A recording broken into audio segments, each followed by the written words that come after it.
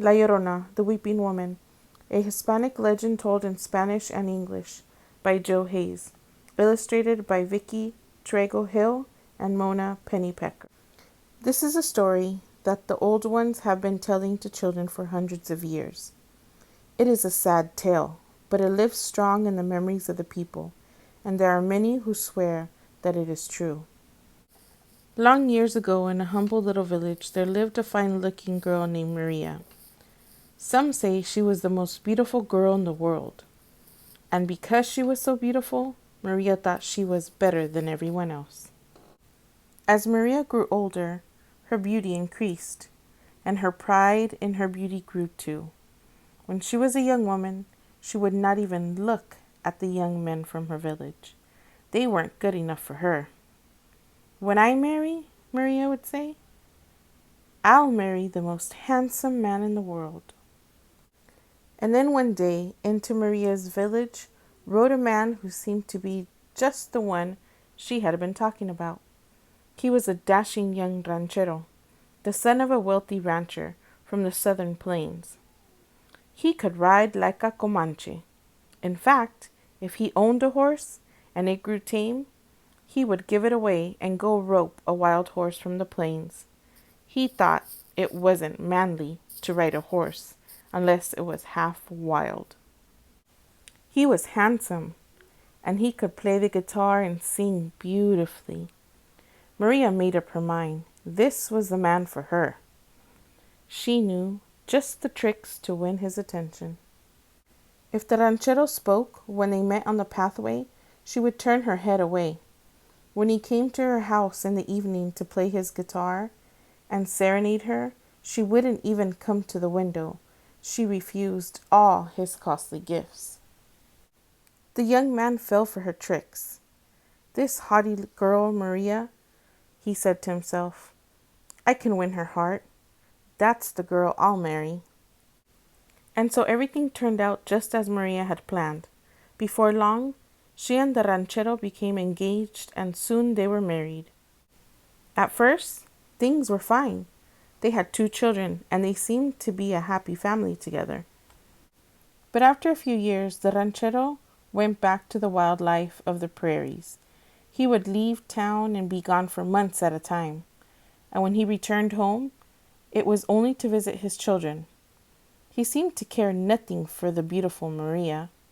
He even talked of setting Maria aside and marrying a woman of his own wealthy class. As proud as Maria was, of course she became very angry with the ranchero. She also began to feel anger towards her children because he paid attention to them, but just ignored her. One evening, as Maria was strolling with her 2 children on the shady pathway near the river, the ranchero came by in a carriage. An elegant woman sat on the seat beside him. He stopped and spoke to his children, but didn't even look at Maria. He whipped the horses on up the street. When she saw that, a terrible rage filled Maria, and it was all turned against her children. And although it was sad to tell, the story says that in her anger, Maria seized her 2 children and threw them into the river. But as they disappeared down the river, she realized what she had done. She ran down the riverbank, reaching out her arms to them, but they were long gone. On and on ran Maria, driven by the fear that filled her heart, until finally she sank to the ground and lay still. The next morning, a traveler brought word to the villagers that a beautiful woman lay dead on the bank of the river. That is where they found Maria, and they laid her to rest where she had fallen. But from the first night she was in the grave, the villagers heard the sound of crying down by the river. At first they thought it was only the wind they were hearing, but when they listened more carefully, they heard words. My children, a voice sobbed pitifully. Where are my children? And they saw a woman walking up and down the bank of the river, dressed in a long white robe, the way they had dressed Maria for burial. On many a dark night, they saw her walking the riverbank, but more often they would hear her cry for her children, and so they no longer spoke of her as Maria. They called her La Llorona, the Weeping Woman, and by that name she is known to this day. And they still warn the young ones, when it grows dark, get inside the house. La Llorona may be about, looking for her children. Be careful, she might mistake you for one of her own children. They tell of many children down through the years who have been chased by the crying ghost, and some who have even been caught.